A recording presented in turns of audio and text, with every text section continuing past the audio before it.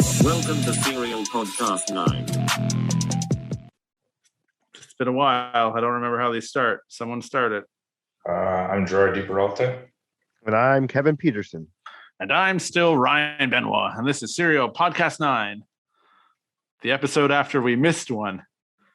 We're still here. We're still here. We didn't forget about you guys. Yeah. It was a real tough go, you guys. I lost hearing, so it would make doing a podcast very difficult. But I learned something about myself. I missed talking to you guys about cars, and then I tried to be more active on Facebook, and then I got very frustrated with car people on Facebook. I did notice you were being more active on Facebook.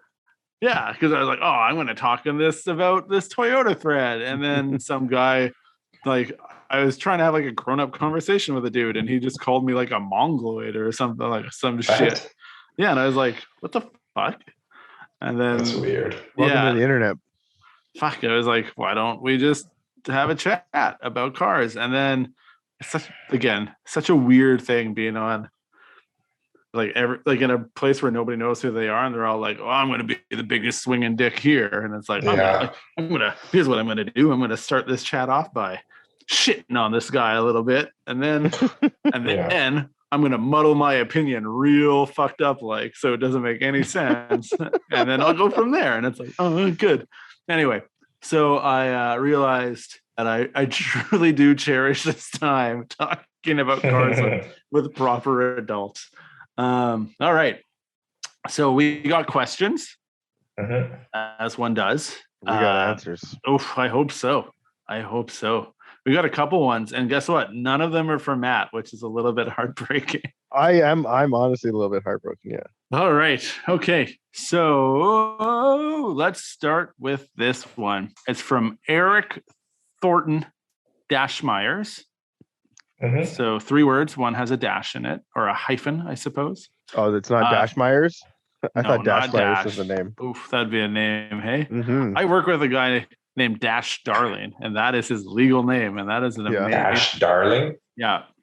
Dash Darling, Dash. Like Darkwing Duck. Oof. Okay. So let's take this. This is a fun conversation. I have a question, but this is what was written to me. I have a question, but first, F you for hating G sedans. And I was like, yeah, I got that shit coming. And then is he talking to you? Yeah, man. It's not talking to you. You like G sedans. Okay. Yeah. Then I realized I talk a lot of shit on this podcast, and people ask me to back it up. I've gotten a few things about preludes. It's a bit much. Yeah. People coming for you, eh? Yeah, I want to say though, one of the things that I really liked was when you guys did the drop for the steering wheel. Yeah. In the comment, someone said, "I can't wait to put this on my Mazda 3," and I was like, "Oh, that's some fucking insider baseball right there." Yeah. They've been listening. Oh, that's funny. Yeah, that's super funny, actually. Okay, here we go. So I get shit on for hating on sedans. So my question is on tires. You guys have talked about stretching tires and running meats, not with two, like the meat that I don't eat anymore because I'm a vegetarian / vegan. Okay, good. It says I run 265s on mostly a stock G. Would like to hear what you all have to say on tire sizing and or brands. This is mostly projects to drifting, but like to hear on the subject. Mostly I meant pertains. Yeah, I think it means pertains. Yeah, pertains. Yeah, that's right. And fucking autocorrect hit hard on that one, and I didn't notice. Okay, yeah, brands. This mostly pertains to drifting, but like to hear on other subjects. And I spent enough time with Gerard to know that I think he's got a on the nose answer for this question. But go on, you guys, take it away. For the brands or for the stretching? He already said he runs a 265. But he didn't say the wheel width though. I also run a 265. Yeah, I know, but he said he had a G. But 265 on a G. Were you saying I thought you were saying your buddy was running like a 295 all 4 corners or something. On a G? I think it was a 350Z. Yeah, 350Z might be. They have a bit bigger. Different. Yeah. architecture of the fender. And I mean, yeah, 265 on a G is pretty big. I mean, I would assume it's like a relatively higher I mean, offset wheel. yeah, I feel like 265 is like pretty big on most cars for drifting, you know? Oh, for drifting. Well, that's what like apparently it is. Yeah, you're right. Yeah, for I mean, all things. Yeah. I mean, yeah, like 265 for drifting, you better have some like good power and probably some sort of wide fender. So the question was, what kind of tires? Honestly, man, Let's start I with haven't brand. run a. I haven't run a. Maybe if I had money to give a shit about brands, I would know more about them. The only brands I've been running recently are whatever the fuck is cheap. That's literally it. The best tire I've run recently were the R comps of what was that brand even? I don't even know. It was like some shitty Chinese brand. I thought you had the Valinos though. No? I had the Valinos. I never really drifted on them. I mean, only on the street. And I mean, they were no, I never had Valinos. I had Zestinos. I've never used Valinos, and I assume they're good. Yeah, Everybody isn't likes them. Zestino like what previously was Valino? I mean, the tires are totally different. So but like the tires they're all different now. So yeah, like, I don't think I'm the best when we were person. at Evergreen. Yeah, that was the tire, man. I don't know what the brand was, but it was a 200 treadwear tire or like 180 or something, and that was amazing. If I could, I would 100% all the time just run super grippy tires with tons of power, and it would be amazing. So that was a 265/35 on a 12-inch wheel. Yeah, as far as brands go, man, I'm not the guy to ask. I don't really have a whole lot of experience. I mean, within the crappy tires I love ATRs back in the day. ATR Sports, when they came out, were like the best tire. And then there was all these other ones that people would try to push me, like Iron Man. Triangle. Triangles are the worst. What's that other one that we run now? There's the Iron Man. Well, the Iron Man was the iMove. There's the other one, the Engine. Yeah, Engines and Terras. Yeah, I ran those. I hate them. They suck. There's the Zenas, Zena and Terras. And yeah, the Zenas. I don't even remember, man. Honestly, all those tires are shit. It feels like there is like just a huge influx of like shit tire options. Yeah, it's like, which at least like before, like when you were like, hey, I want like a 265/35, it was like, all right, well, here's your Nido and your Toyo and your Yokohama and your Falcon, and they're all $1 million. And you're like, well, that's the tire I want to drift on, so that's not really going to work. At least you can now get them like in a shitty tire. I was gonna say maybe it was a Zena, but it was their like motorsport tire, which they quickly discontinued. It sucked because they were like $100. But yeah, it's basically like, do you like drinking lukewarm piss or hot piss or cold piss? They're all piss. They're all shit. So it could have been anything. Could have been porridge. That you could have been fucking Goldilocks. Are they shit or are they piss? I don't know, man. Just like make a bunch of power, run a really sticky tire, and it's like the best thing in the world. Okay, that's Kevin. Do you have anything to add to this? Do you have brands? Do you Unfortunately, I have to agree with Gerard. We're like, yeah, I don't drift enough on enough different tires to be able to say an opinion that would mean something. So do you like meaty tires? Do you like? I'm going to prefer the stretched look so that I can have the rim lip as close to the fender as possible. Yeah. You just gave the answer that I thought Gerard was going to give. I do. Well, I have a big answer for it. I'm just not even getting into that yet. Oh, okay, good. Said you talked about drinking piss, so that was a real takeaway. I do think that like the meaty look can look good sometimes, but yeah, then like I feel then every time it looks good, the car could still be lower with a stretched tire and probably look a bit better. I just put snow tires on for the crown and they look meaty, and I'm like, should have gone like 2 sizes narrower or like 3 sizes narrower. So this is going to sound funny, but I'm a big fan of function over form.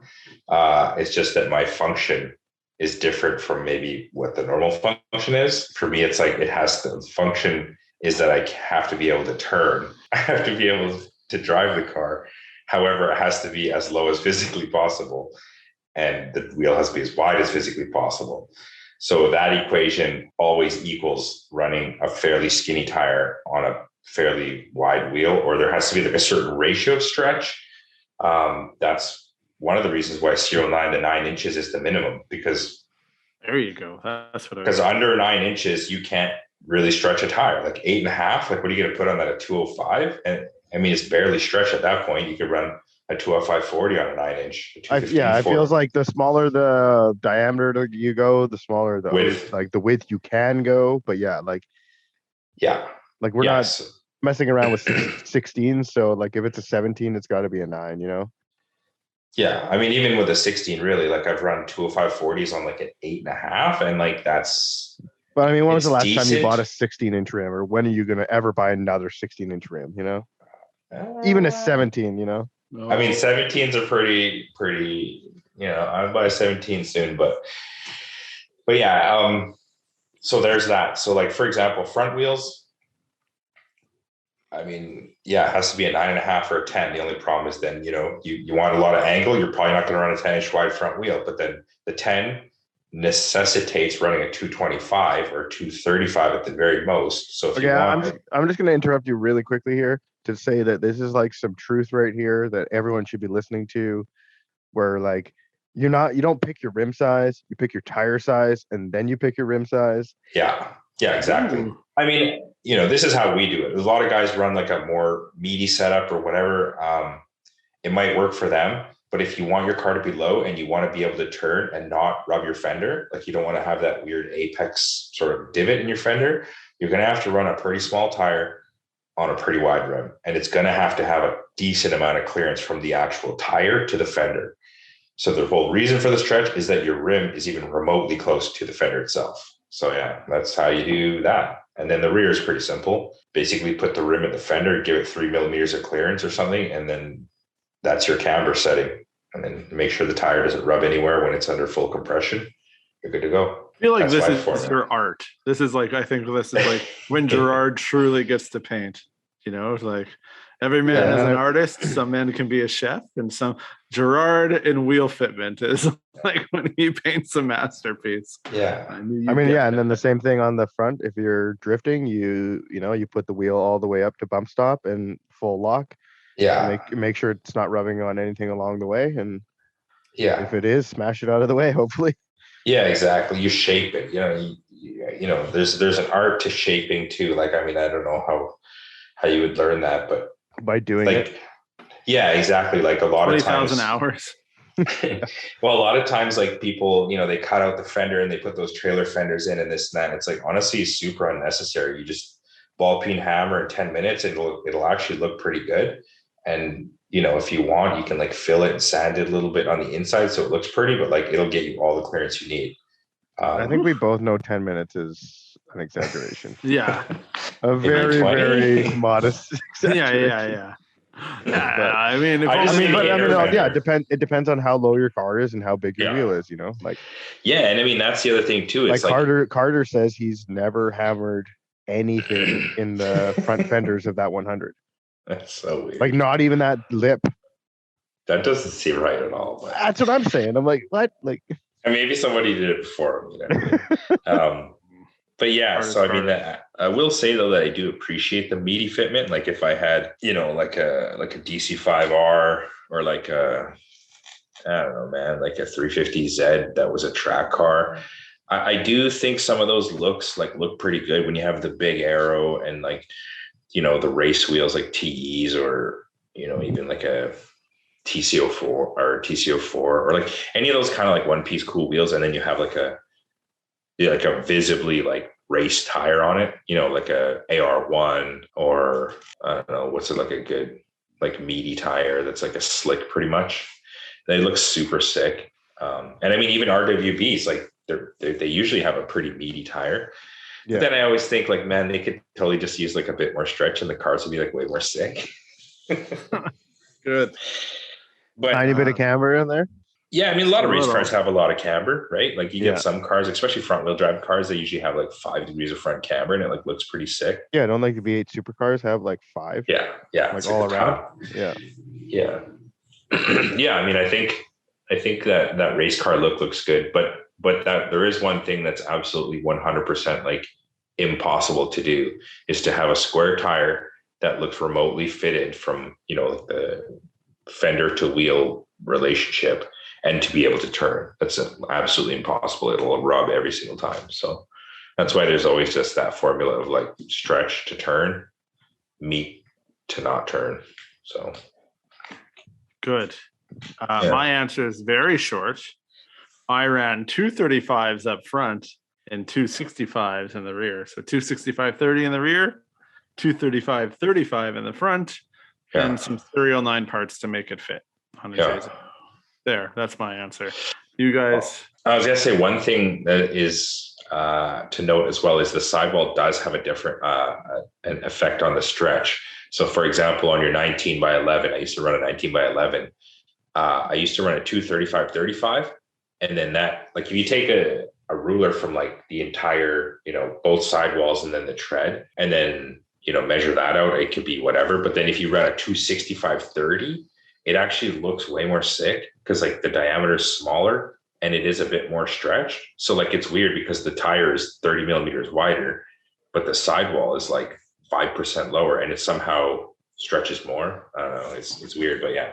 I mean, there's You also say- weird like inconsistencies where it's like a 265 and a 275 from different brands, or 285 can all measure the same. Yeah.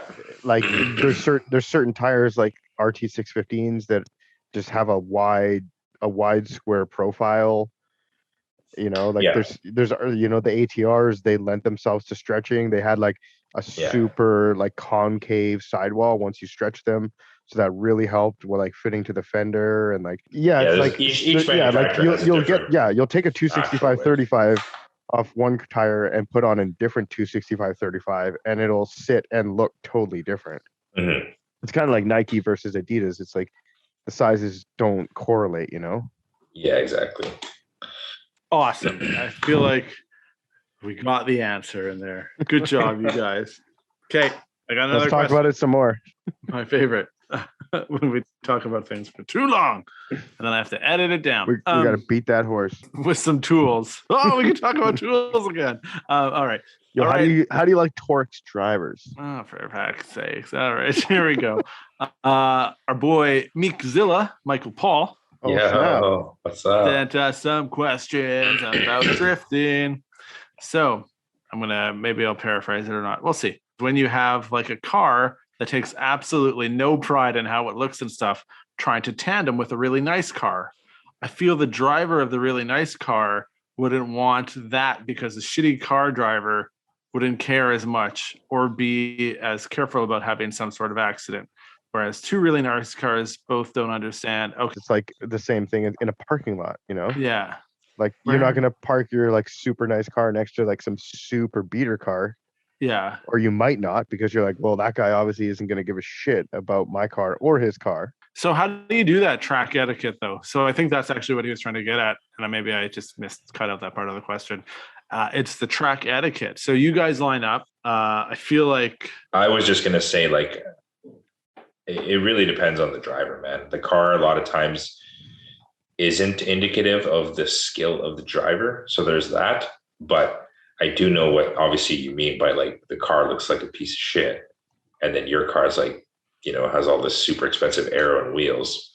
yeah, like you pull up next to a car that's been banged up. It's on like shitty wheels. It's like, If I don't know who's driving it, absolutely not going. Yeah. So then what do you do? Not a How do chance. you if they're in front just- of you, you don't follow? I just say kindly go ahead. I'll just go by myself. Oh, That's all I say. Kevin has way more experience with this than I do.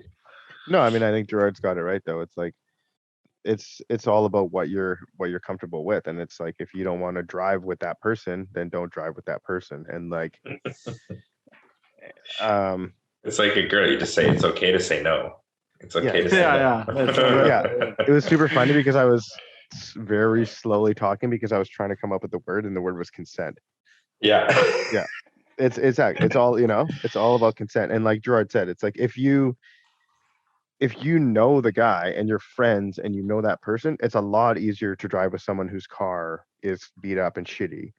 But if you don't know that person at all and their car is beat up and shitty and your car is nice, it's like, you're definitely like, I was at Villains and there were people were like, yo, don't drive with that guy with the 350Z. Like, he just tries to put it on everyone's door as much as he can. And then like I was like, okay, yeah, like, whatever. And then like a little while later, I was like, oh, wait a minute, like I'm driving with him right now, like like whoops, or like I don't know, what are you really gonna do, like. I Did mean, they fuck you shit up though, or was it fine? No, I mean, no, we never drove into each other. Like I was gonna say, I drove into the guy who asked the question 3 times that event though, like. I was gonna say there's a pretty good chance that guy trying to put it on everyone's door is probably a half decent driver by the end of the day, or the second day, or the third day, or he's probably like a half decent driver. I'm not saying all the time. There's definitely like some pretty bad drivers that put it on your door or whatever you want to call it.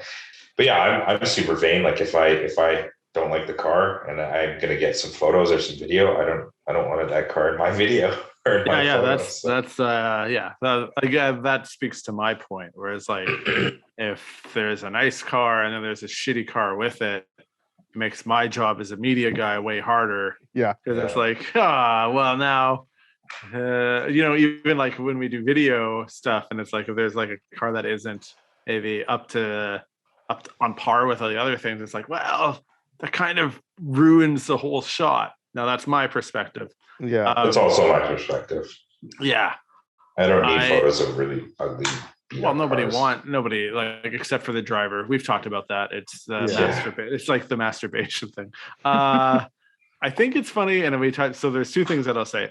In the Drift Gala video, if people haven't watched it, I feel like Kevin actually answers this question though about like the etiquette part about it, and you say like, if you pull up to the line and you say 2 people are going, and then there's a person in the back, it's like, no, it's like whoever in the front tells me how many people are going, the marshal's going to let that many people go. That's the easiest way to like. I mean, that's at that style event though. There's also like just like the open events where it's like just go out and do as many laps as you want to do and come off when you want, and then like. Then you're in it. You're out there. Then you gotta replay the game.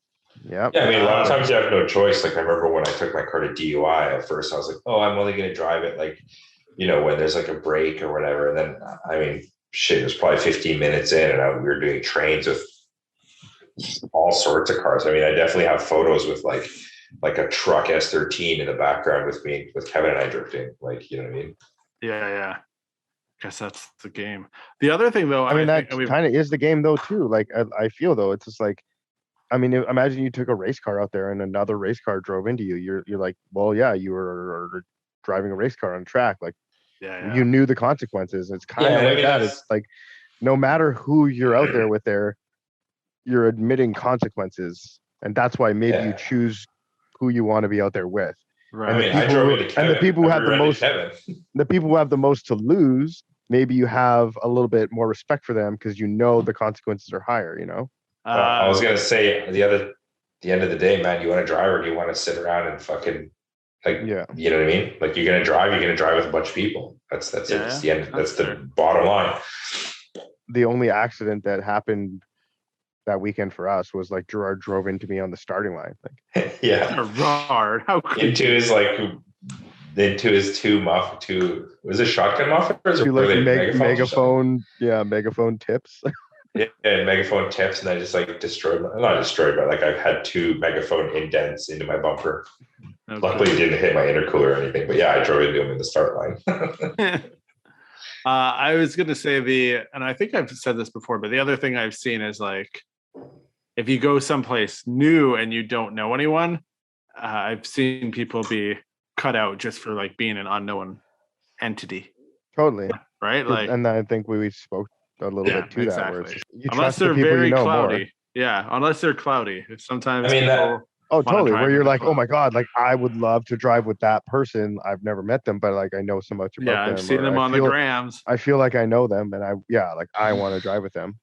Yeah. I mean, the other, I was going to say too, is like, if they don't want to drive with you, they don't want to drive with you. You do like 3-4 laps and you shred. People would be like, yo, this guy can shred. Like, you know, Yeah, or exactly. he sucks. So they're like, just stay away from him or whatever. Yeah, Ooh. people figure it out pretty quick. Yeah. All right. There's a second part of this question, which is Okay. fun, which we kind of got into. There would have been a nice segue a few minutes ago. And question number 2, haha.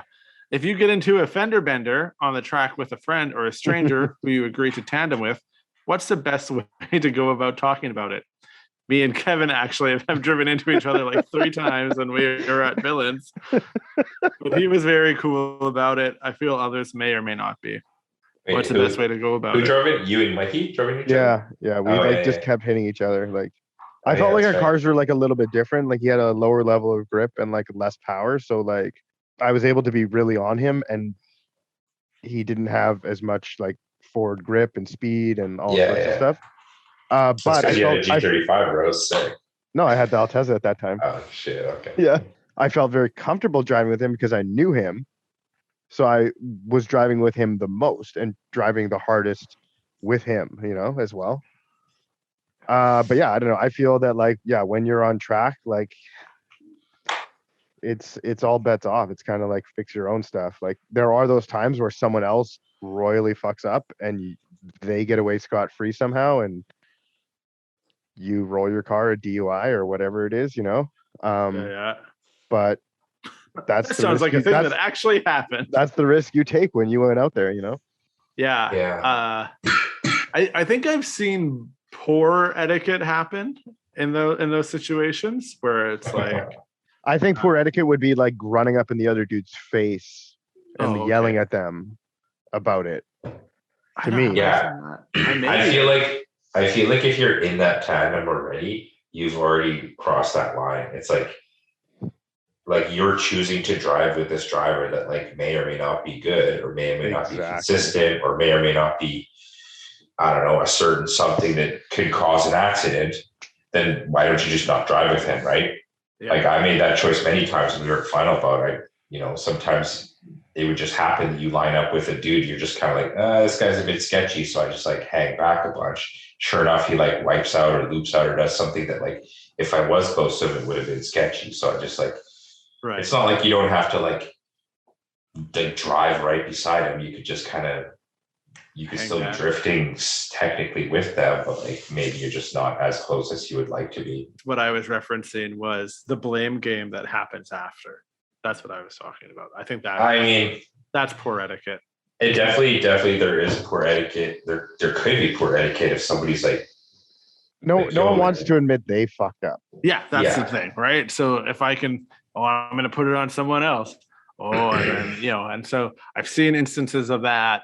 I've also seen the best case. I mean, like I've seen someone kind of fuck up Simba's car, and Simba was like, hey man, like I'm out here driving and that's the game. Like that's the way it goes. Like I'll fix my car. I agreed to that. I agreed to this. And yeah, I mean, that's to me how it should be. And that's, I feel like if you're around it enough, that's how it is. Like, yeah. And I mean, for example, like essentially I've had 2 friends driving to me street drifting and it's like, I didn't make them pay for my cars. I didn't pay for their cars. Like, you know what I mean? Like you didn't go through insurance. There's no, like, it's like you realize what you're doing and you realize you screwed up, Like, the bottom line is you're drifting. So it's like, no matter how nice your car is, you're doing a thing where it's like, I mean, if you're really, really super good at it, obviously the chances are much lower, but anybody could fuck up or the road conditions can be weird. Like something can happen to your car, anything can happen, but you choose, if you're going to chuck your car sideways, you've already crossed that line.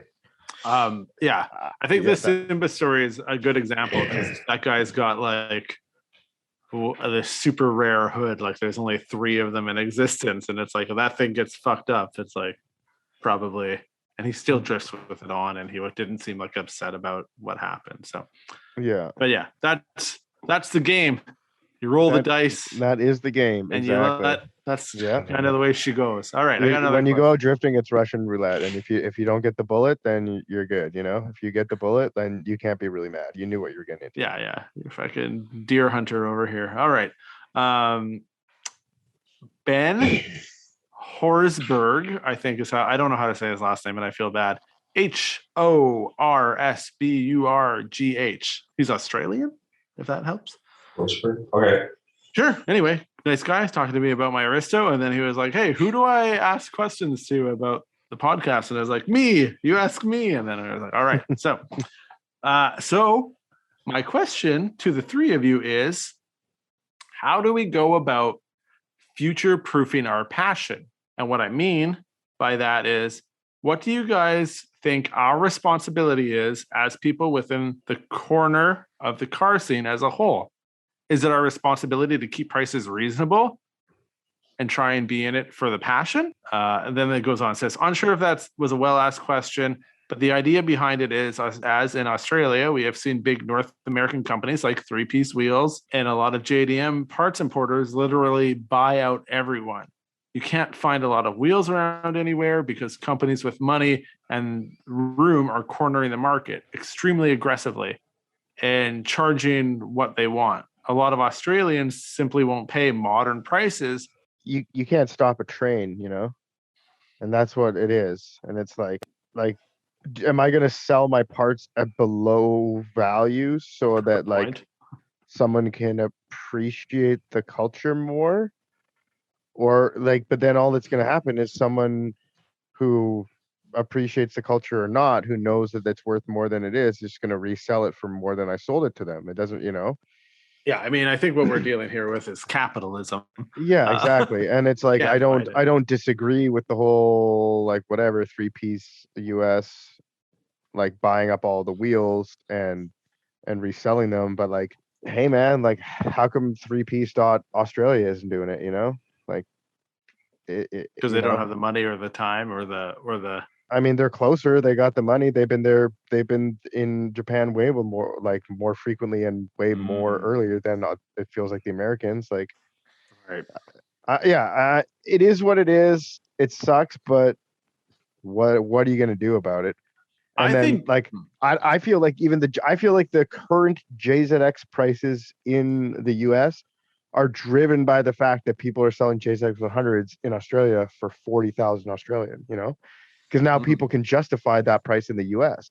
Yeah, JZX has always been super expensive in Australia. I mean, I think cars generally are expensive in Australia. And it's like I remember back in the day, we'd look and be like, oh, wow, it's like $16,000, $18,000, $20,000 for a JZX. And it's like, that was ludicrous. But now it's like commonplace in USA. They simply have matched pricing. And maybe, obviously, when Americans get into something, they get into it.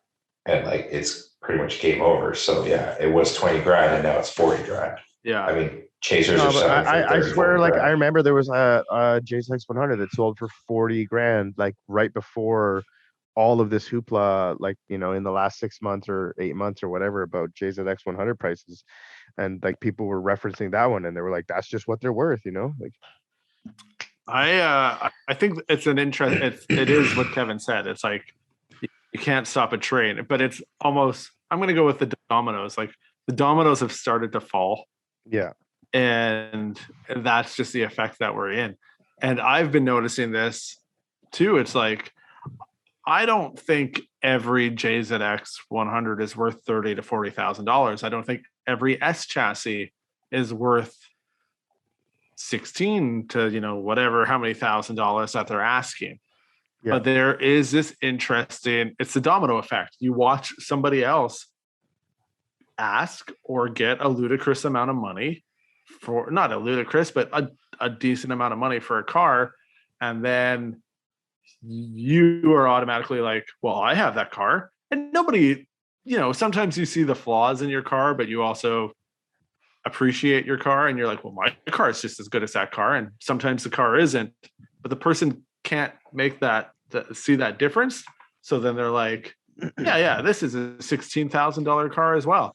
And then once you start seeing like 2 or 3 or 4 $16,000 S chassis or 30,000 JZX 100s, you automatically jump to the point where you're like, well, they're all worth that much now, right? Like it's not, there is no room for people You're to not wrong though, you know? Yeah. And I mean, at the end of the day, man, people want to make money, right? So is it right? Is it wrong? I don't know. But like, for example, my two Jay-Z's for sale, like, am I gonna for the culture just sell it for $7,000? Like no, it took a lot of money and time to get it to where it is, and maybe now the prices are actually like realistic. Because I mean, you got to buy the Jay-Z in the first place. I mean, the stock ones being 10K, that's like pretty crazy.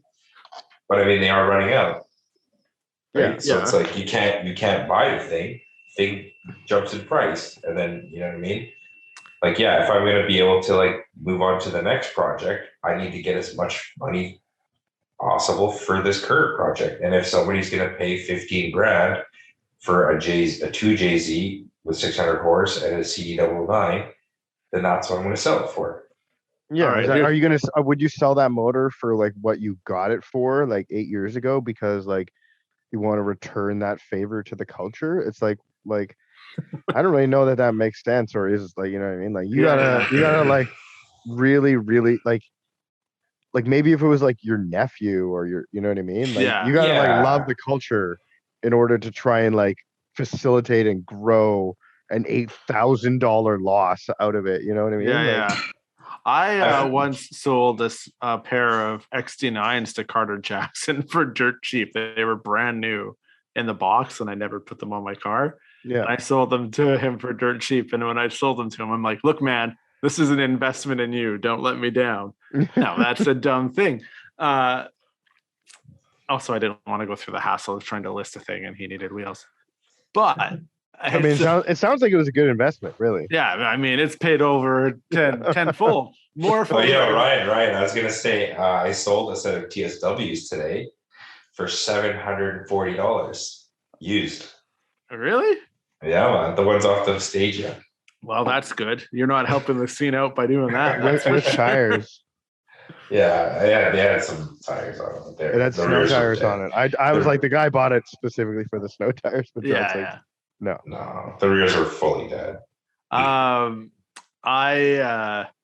think that a good analogy for this, and I don't know how to really explain this, is there's that sense sometimes, and I guess I don't know, Gerard, you have children, so you can maybe speak to this. That's and it happens, I think, more so in the US, but I'm not sure, where it's like the idea that public schools are underfunded and you want to send your kid to a private school, but then it's like a part of you is like, I really wish the system itself properly funded the public school so everyone had like a fair opportunity. Yeah. But then when it comes down to it, it's like, hey, are you going to be the one to send your kid to the school that's not as well equipped to prove a point? And it's like, yeah, exactly. And it's like, well, no, because that's my kid. But like, yeah, in theory, I want everything to be better. But in practice, I'm not above this, you know, like I mean, yeah. The weird thing though, now that I think about it, like, I don't know, back in the day, 10 years ago or something, like prices weren't a thing. Like, do you remember, Kevin, when we bought all our stuff? It was like, oh yeah, like a Jay-Z's like, I don't know, $800 or $1,500 or $3,500. I mean, I feel like the prices were still a thing, but like it was just because we were younger and had less money in general. Yeah. Like I remember I still paid $1,400 for a pair of wheels.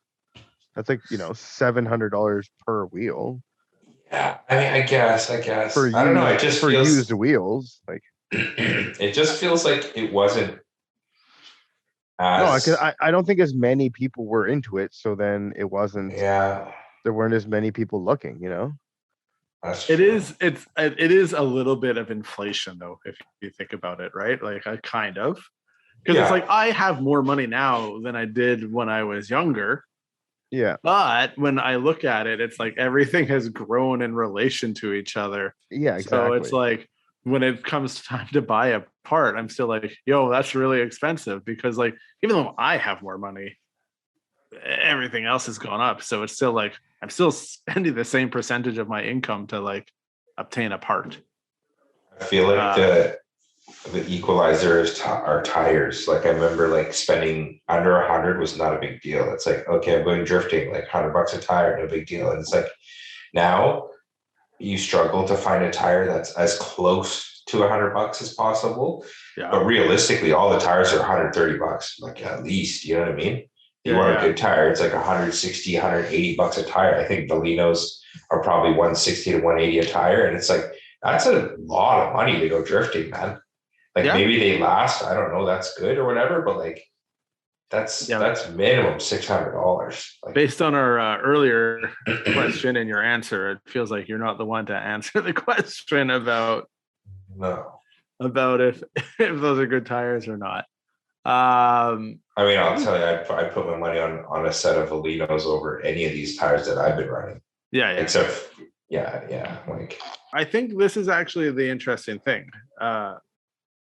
It's like controlling the price won't save the scene, and like you'd just be falling on a sword if you were like, yo, my Aristo was, like I only paid $9,000 for this, oh I better like eat shit and sell it for $7,000 because that's how like cars should work. Like that's not the way that this operates anymore. No, exactly. But that doesn't mean that you can't do things to foster growth in the scene or for the passion that other people or to whatever. One thing I will say though is, as a manufacturer and as a retailer, we do try to keep our prices fair. Like we definitely. Yeah. One thing that SerialNine is about is actually trying to, what's the word? Like have value. Yeah, we're very, very huge on value. It's like some of our parts are very expensive, yes, but we also try to incorporate the most amount of features and innovation and quality into those parts so that you're getting your money's worth. Like some parts are just expensive because fucking, I don't know, they have a name on them or something. But like some parts are cheap because they're crap. But like, we try to be like a really good in between. So like you get your money's worth with SerialNine. So I feel like in that respect, we are definitely trying to like promote the scene or like promote more people building cool cars and stuff like that. Because we could easily price ourselves out to like, the top, 100th or whatever, like the top level people. So only like the high end people can buy SerialNine. But it's like, that's not really what we want. We want kind of not everyone to have SerialNine, but we want way more people to have SerialNine stuff and to be able to enjoy it and to be able to build cool cars with it. There's always like a strategy or like a compromise as far as pricing goes. Yeah.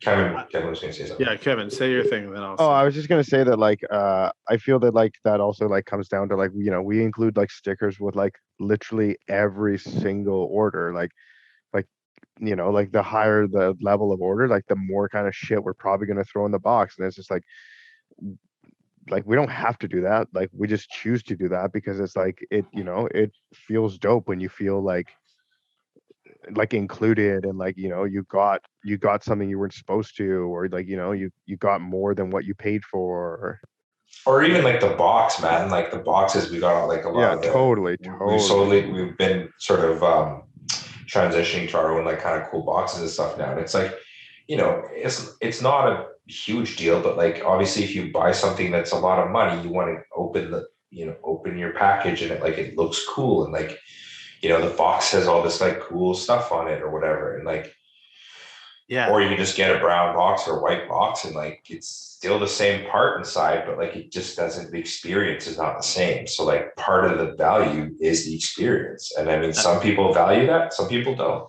That's like the iPhone box is designed so you can only take it off like slowly. It's like like an iPhone, all the iPhone packaging, it's so nice. It's just like it slides. Yeah. Building anticipation. Yeah. I think so. Here's what's going to be my answer to you can't price yourself out of like growing the scene. I think what you can do, and part of the reason, even when I started Dota Logic when me and my friends started Dota Logic, was to like highlight the scene, because I think when you put something under a spotlight and give it attention, it will grow. So that was like how I thought I would give back to the car scene. I don't take money for doing photo shoots or whatever, or going to drift events. I don't do that. I paid for it to do it because it meant something to me. Other thing, this is going to be a real toot of the horn here, but I've had people talk to us about the podcast and say that like younger generations say they really appreciate this because it's like gives them knowledge and an understanding of the scene that they wouldn't otherwise have. And I thought that was really cool to hear. So there's other ways. That is super cool to hear. Yeah, yeah, for sure. Better ways to grow the scene than just keep prices down. You can't do that. Like, you know what? Like I said, high level, absolutely, I want things to be cheaper. But I mean, like even imagine this. Like, imagine right now that was your goal. You're like, you know what? 10 years, I want everybody able to buy what they have now. So you go out and buy everything you can, put out all this money to buy all this stuff. Now you store it somewhere for 10 years, and now you're gonna go sell it again for like what you paid for it. Like there's no that doesn't make any sense in any sense of any way. Yeah. We're dealing. It's the cost of progress is what we're dealing with right now. A couple things I was gonna say.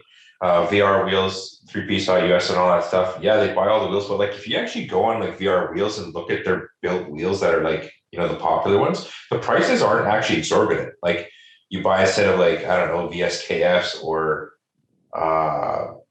you know, some sort of unique, cool like 3-piece wheel that's built basically to like kind of specs you want, and it's still around $2,000, which actually is quite cheap.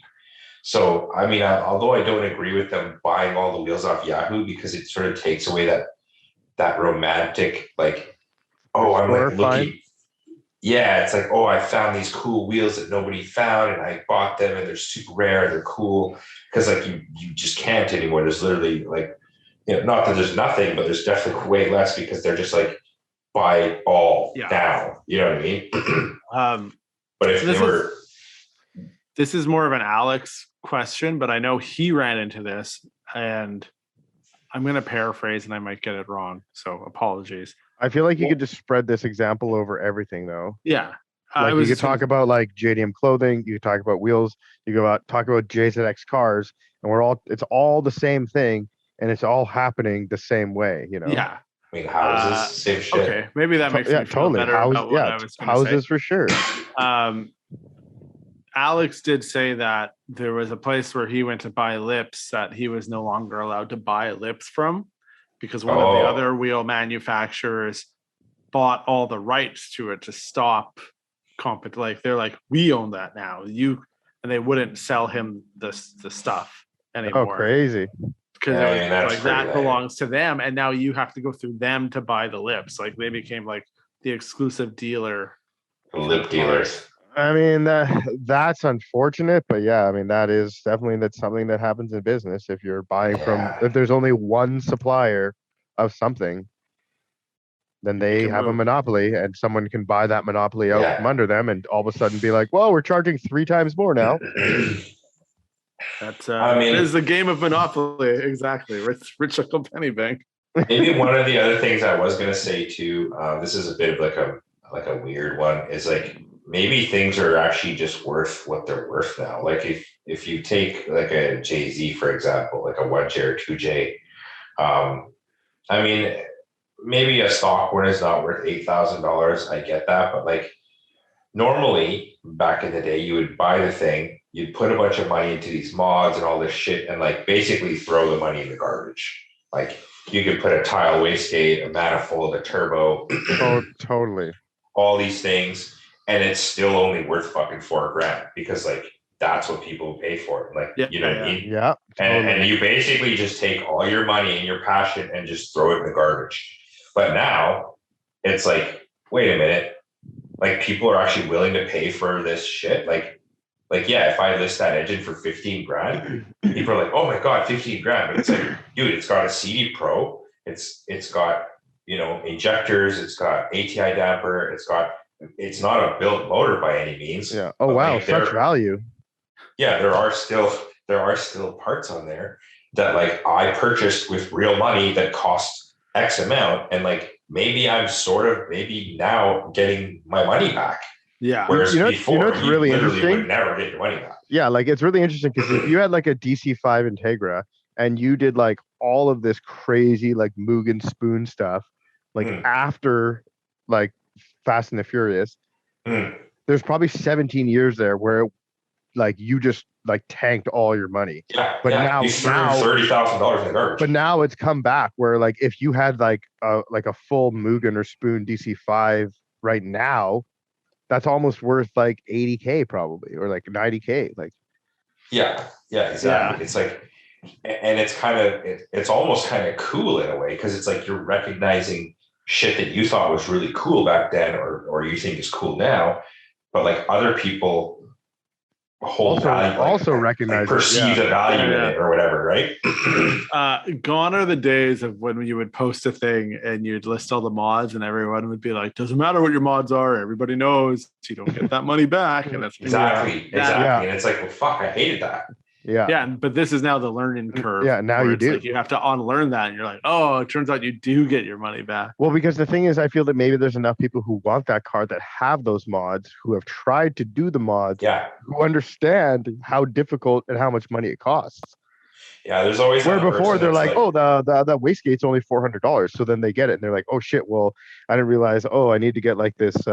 I need to like completely modify my exhaust and get, oh, I need the gasket, and like, oh, the hardware that came with sucked and I had to buy new hardware, and like, oh, I had to pay a shop like 8 hours to do all this work, and then like, oh, like, you know, like, yeah, exactly. Good. All right. So the short answer to Ben's question is you can't stop progress, but there's other things you can do to help grow the scene. Yeah. Okay, good. I got another question, you guys. So we're really on a roll here. We're just getting I feel like if you're really trying to grow the scene, like what you should be doing is like trying to instill as much passion in the next or any younger generation, you know? Yeah, or giving them knowledge, but then not having them be shitheads when they respond to you on feed. Or just build a sick ass car.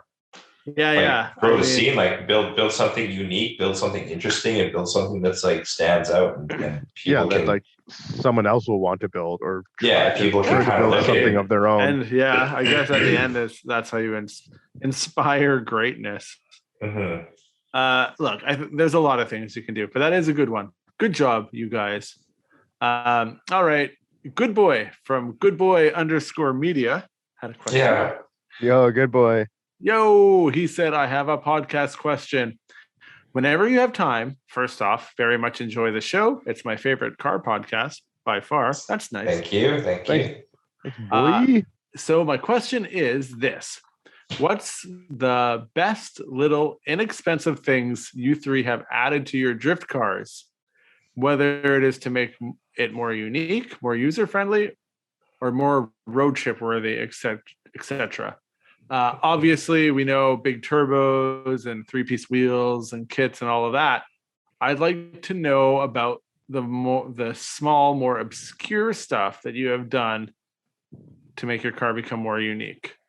I can go first. I mean, I feel like my drift car was so fucked up anyways. It's like it's so beyond the realm of a normal drift car that like I don't even know what the mods you would say, but like I'll tell you that is called the winter pedal. So on the Aristos, the pedal swings from the floor and it actuates a hanging thing. It's got a lot of resistance. It's super slow and it's like really not very responsive.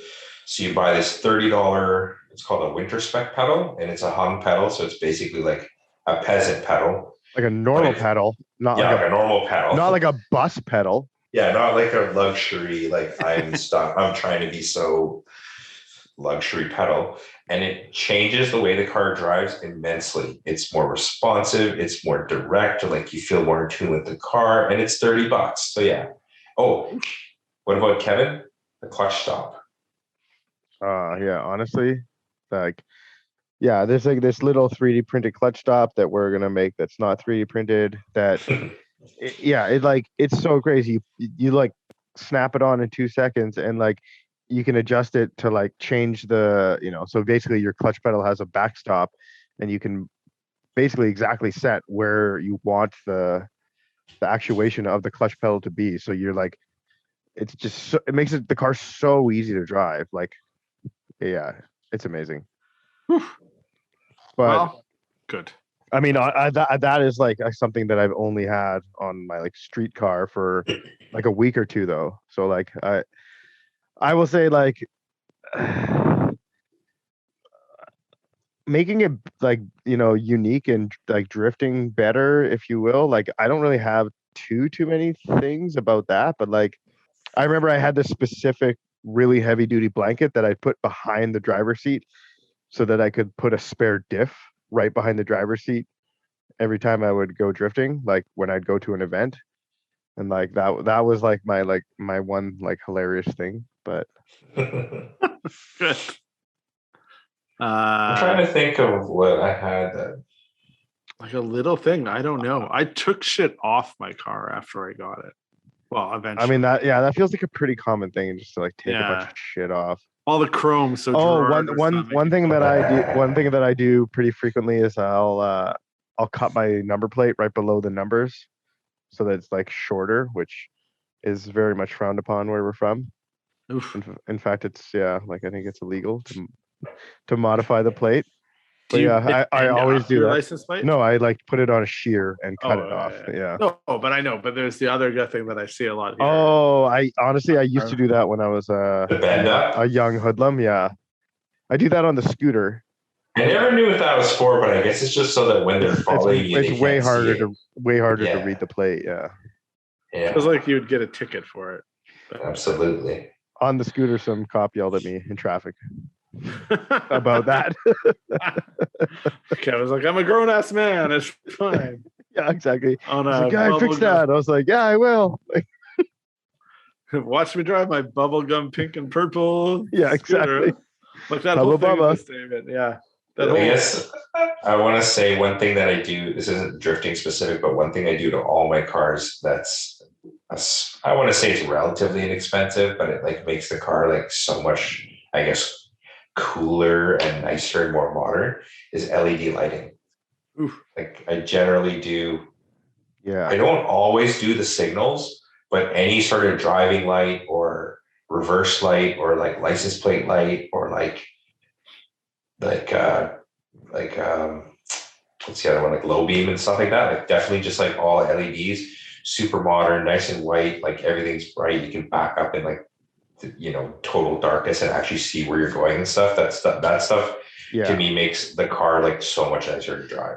Yeah, it's literally like for $200 you can do all the lighting on the car and like make it look way more modern, way brighter, way more visible, way sicker. Yeah. One thing I will say, it's like I haven't had to do it because like literally every car I've bought from Japan has them, is the like window visors. Yes. Like the ability to, like, especially in Vancouver where it's raining all the time, the ability to crack your window a tiny bit and like let the air come through and like help with the defrost, or even just have like non-stagnant air. And like not get wet inside. I'm like, I cannot imagine ever owning a car in the future that didn't have that. Or it's funny, my truck doesn't have them, and I'm just like, man, like this is so stupid. Like when you go to pay the drive-through. The other thing is like Toyotas are good because they've like designed drip rails into them, and it's like there's other cars where you roll down the window and it literally just starts pouring water onto the floor of the front. Like yeah, for sure. So like I don't know, I love those. Like I couldn't live without those, but like I don't really think it makes your car super unique, No. I was saying Gerard always starts with a unique car. That's how he makes his car unique. It's like, here's a car you've ever barely heard of. Now watch me build it. Yeah. Classic Gerard. I don't have any cheap mods. I don't have, maybe like fixing when Gerard fixed that thing on my turbo so my car ran properly. That was Yeah, and honestly, best. basic maintenance is a great thing. Maintenance. Yeah, Yeah. for sure. Like I don't know, shift knob. A shift knob is like a fun, pretty easy and cheap thing to do that you interact with that can like Yeah. Sure. really like make like the stock shift knob, and then you put a new one on, and like you definitely like, oh man, like feels like I chose it, and like you get to interact with it, and it feels so different, and Yeah. Do yeah, you ever do pedals? Do you ever do like pedal kits or no? I used to, no, man, all the time when I I had used to as well. my Honda days for sure. Yeah, I used to have some Razos on my Mazda. Razzo, bro, hell yeah! And you know what? Honestly, the good thing about the pedal kits, and it was a performance mod because like it had that kick out on the brake and a kick out on the gas, so like it would move your gas and brake closer. a little bit heel and closer, towing, heel and towing was like super dope, and it looked cool. I won one at a drift event, and like you put it over the pedal, and then you like the things go over the back and like clamp it on, and it wasn't terrible, but the only thing that I found it advantageous for was like it definitely gripped your shoes way better, especially in like wet weather. Yeah, But it just always seemed a little cheesy.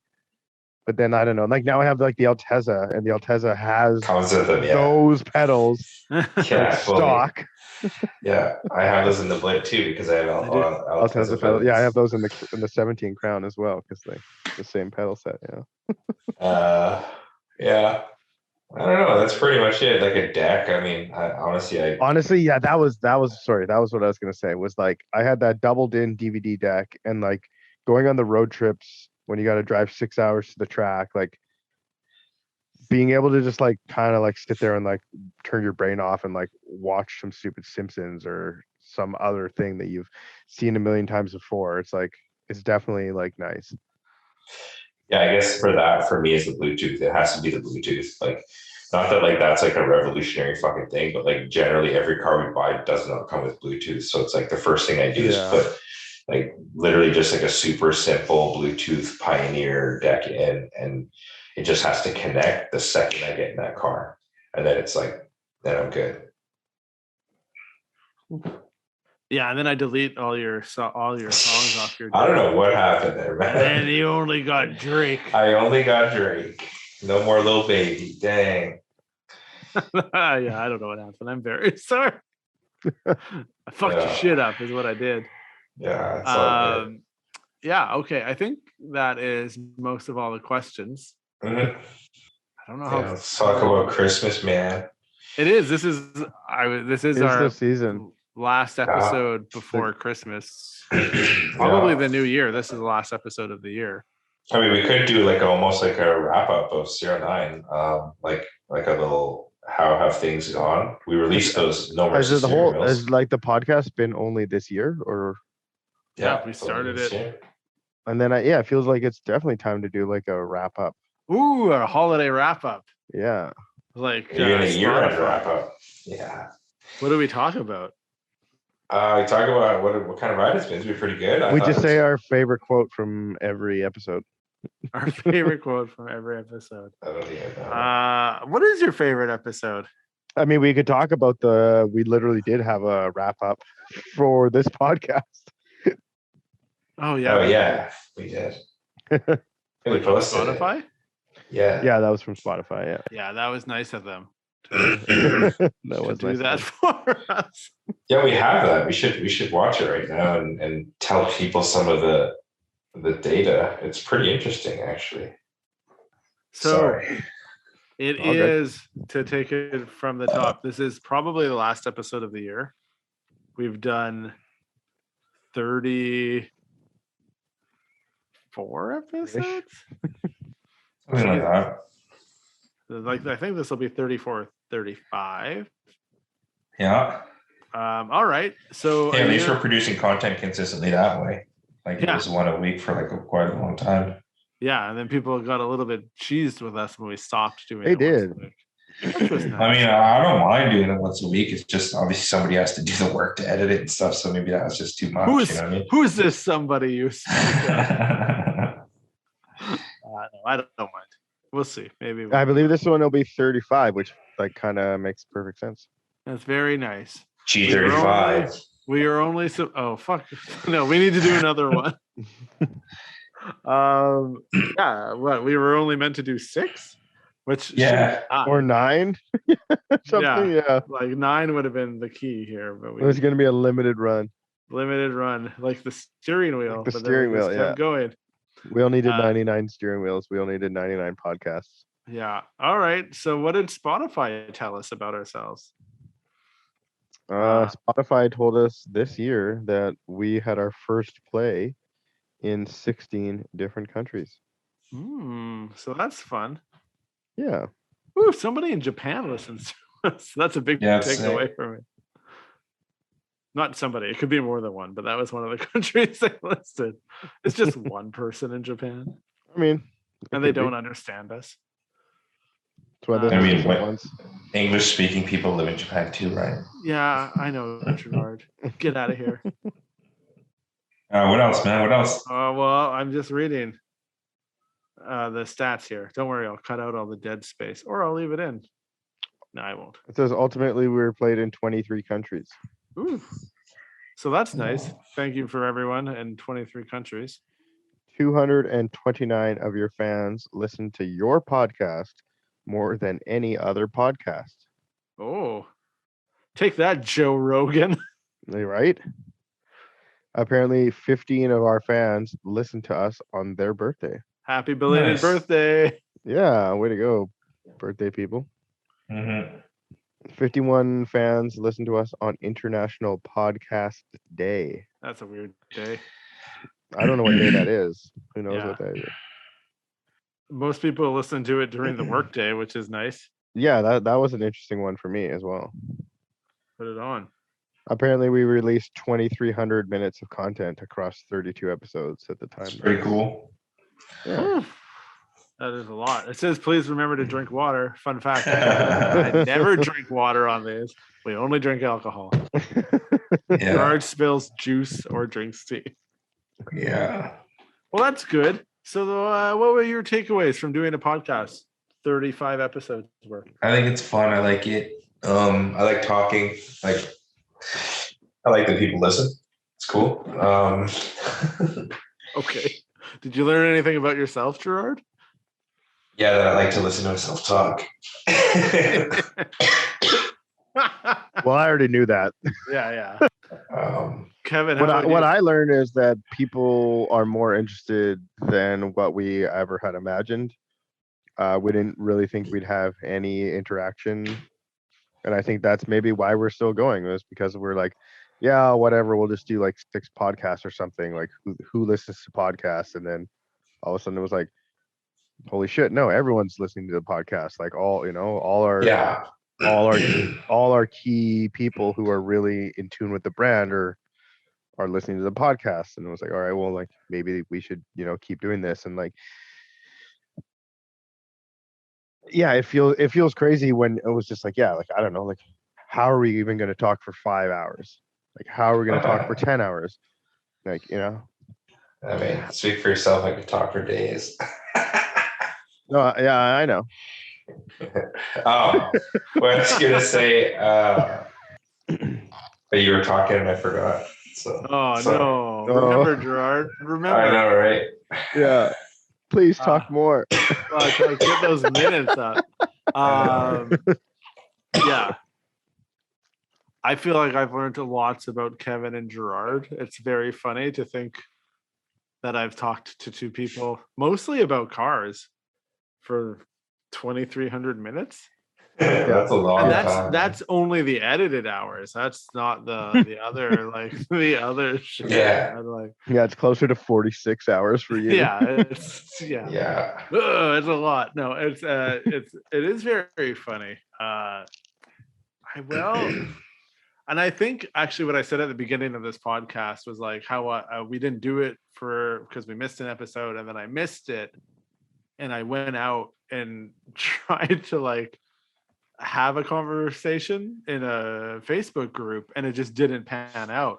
And then I thought about it, and this is what I meant to say at the beginning, and I forgot because I was busy being jaded about some shit. Is I think that it's nice to actually have have a real conversation. And then maybe that's a thing that doesn't exist as much out there right now, because a lot of people have said to us, it's like, oh, it sounds like I feel like I'm right there with you, or I'm having that conversation with you. And it doesn't feel like there's a lot of space to have like this type of conversation outside of your like remote group of car friends.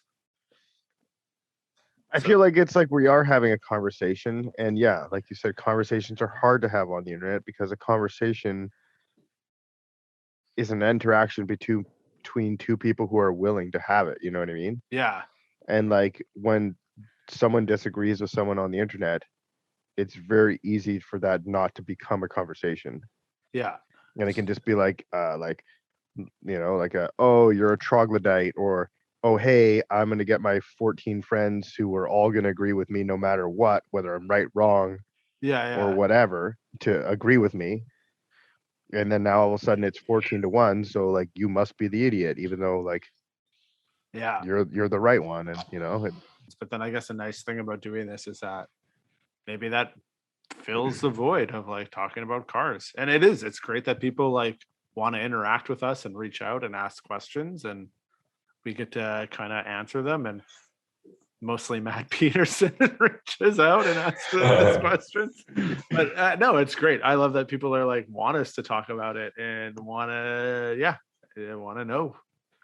Yeah, if I feel like overwhelmed by the amount of like homies, if you will, or people who I like actively have met and know in person, who consistently listen to it, and yeah, that's what like what they kind of say, where it's like, yeah, it feels like we're hanging out, and like they're like, oh, it feels like when I used to be able to come by the shop and just hang out and we talk, but now it's like I don't have to come to the shop, I can just listen to the podcast. And then it's like you're hanging out with us while you're at work. Exactly. And then there's the flip side of that. It's just like people I've never met, I've never talked to, who, like you were saying, Ryan, before, where they're just like, they feel like we're friends because they've listened to you talk for 40 hours, and that's super cool too, Yeah. I got a kick out of that. It's pretty cool, man.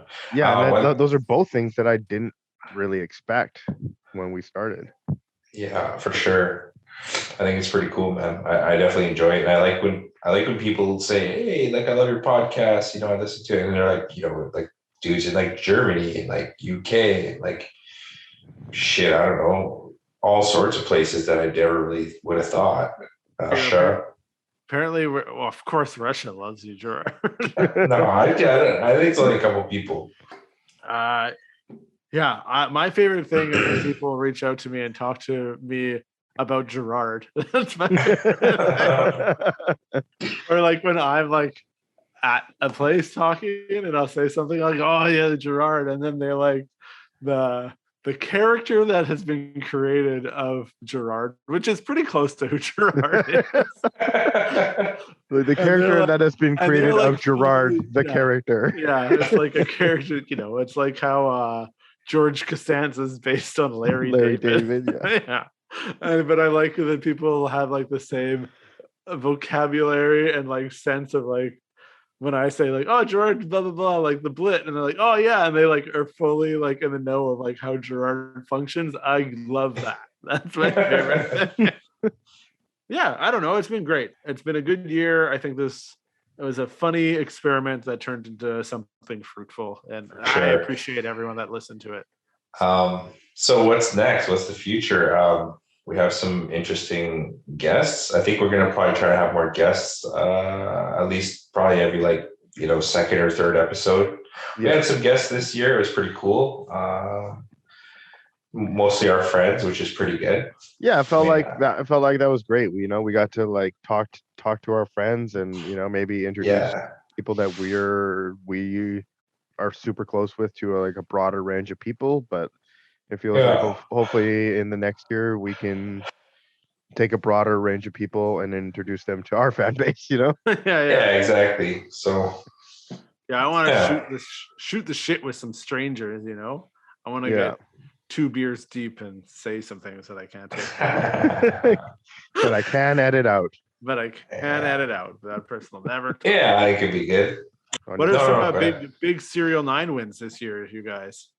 I mean, we just released our steering wheel, and it sold out within 3 days. And thank you guys Yeah. for helping do that. Yeah, that was awesome. We still have a pretty sick shirt for sale, which is now the only way that you could possibly win the last remaining steering wheel. Which is number 99 signed. Yeah. Who So got that's- steering wheel 69? We don't actually. I do know. Oh, okay, Kevin does. And through absolutely no favoritism, it was Mike Quinn. Oh, no shit. Nice. Yeah. Yeah.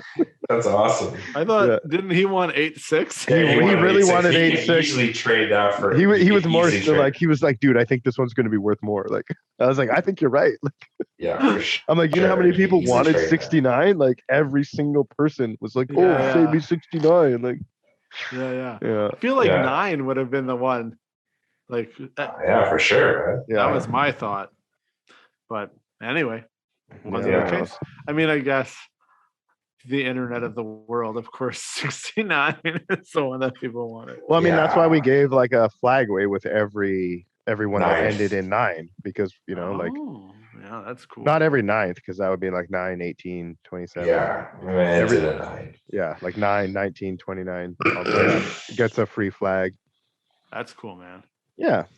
Yeah, Yeah, it worked out really well. I feel like that's another one of those things. It's just like, well, like we didn't have to give away a flag. We didn't have to give away any shift knobs. We didn't have to give away a steering wheel. But it's just Yeah. like, you know, like maybe not everyone can afford a $600 steering wheel, and like that makes sense. And you know, I mean, it was 400 US, but yeah. Yeah. Man, well, you live in Canada, and then there's some tax, and then yeah, exactly. Yeah. And then you got to pay for Christmas presents. Anyway, Yeah, I think it's good. It was a great year for SerialNine. I think we did really well, considering. I mean, COVID year was crazy for us, 2020, but 2021 we did still grow, not quite as much as 2020, but we did grow from 20. Like, you know, I feel like we Rock grew a trade. lot internally. We didn't grow a lot in sales, perhaps. feels yeah. like you've laid Like everything internally functions and operates way better than it did Oh, yeah. a year ago. Oh yeah, for sure. But the sales didn't expand as exponentially as they had in the past. I mean, That Yeah. doesn't really feel that maybe was our fault, you know? Yeah, I mean, it's definitely not a bad thing. We definitely increased sales over 2020, but like 2020 from 2019 was just like ridiculous. Yeah, like absolutely ridiculous. So that's a COVID year. People couldn't travel. People couldn't- exactly. It seems like Yeah, it's an anomaly. Yeah. Yeah. You take away everything else from someone else, from a car guy's life. Yeah, they're gonna And just then spend be like, everything on yeah. cars. Yeah. Oh, you mean I don't have to travel? I better buy all this shit. You guys released new parts this year, though, which is cool. You did the AK-49s. You've Yeah. got Yeah. a lot of stuff in development. Seems like a pretty big year. Yeah, a lot of development happened this year. Yeah. It for was sure. cool to be around and see all of that happen. So good job, you guys. Yeah, thanks. I'm really excited for Hopefully, 2022. yeah, we have more universal products. We have some that have been in the works for a bit, and we've had some what we just started talking about. We got new chassis that we're going to be unveiling parts for. We have, you know, the billet arms that we're going to be releasing in 2022. There's lots of changes. We might be doing a custom order plan, which we've talked about for a while, which is, you know, something basically if you order enough stuff, you can kind of choose certain options for those things, maybe color, maybe some Etching. sort of other custom laser etching. But Yeah. So basically, like if you want an entire purple anodized parts car, so you get like purple engine mounts, purple diff bushing, or purple self-free bushings, diff bushings, purple AK-49s, purple arms, purple shift knob. Like you'd have like the whole nine, and it'd be like a special order. You know, obviously there's a premium on that, but like, yeah, it'd be pretty cool. Yeah, man. That'd be rad. I'm pretty excited for just like other like more limited kind of merch type drops. I like that, or merch, or like, you know, parts. I think that stuff's really cool. So we're trying to get more into like cooler t-shirts, maybe collaborate with some artists, collaborate with some other companies that are pretty dope, and maybe have some expand that line a bit, I think it'd be Yeah, pretty we'd cool. like to do some limited edition shift knobs. We'll probably do another steering wheel. Yeah. Like definitely not the same one, but It'll be some mercy for peasants. A little bit of Yeah. mercy. then the next one will be lots of mercy for Mercy peasants. for peasants. And then the last one will be full mercy for peasants. Yeah, I want Yeah. one that says some mercy for peasants. Yeah. I feel like that best describes me as a person. Yeah. The full mercy for peasants, instead of the saber tooth, it'll be like a hammer and a sickle. Yeah. Yeah. Yeah, that's nice. Yeah. Or it could just be like a regular house cat, you know? Like Uh, a docile cat. No, that's slightly overweight. No, it needs to be like full communism. Okay, fine. Okay. Fine. See how easily I just give up all the mercy. Yeah, exactly. All right. Should we do a quick wrap up on this? And Yeah. Happy New Year. no, that's a good one, Kevin. All right, you guys. Thanks again for listening to the podcast. Super stoked that it turned into a thing when we didn't think it would be a thing. So this will be the last one of the year, but we'll be back in January with some new stuff. So thanks for listening. Yeah, thanks. Thank you so much, everybody, for coming along this ride with us and listening to us for, what is it, 2,300 hours? Yeah. Or minutes, sorry. Hours. Ooh. It's a long time, bro. That's a long time. Yeah. All right, Kevin, say something nice so we can end it. All right. Hey, thanks everybody for listening. Thanks for coming on this journey with us throughout this year. It's been crazy, and hopefully we can meet up with you guys in person next year. Maybe toss out an old Kevin. Yeah. Yeah. Yeah, perfect. All right. All right. Peace out. Bye. Merry Christmas, Happy New Year. We're gonna go to the moon. Yeah.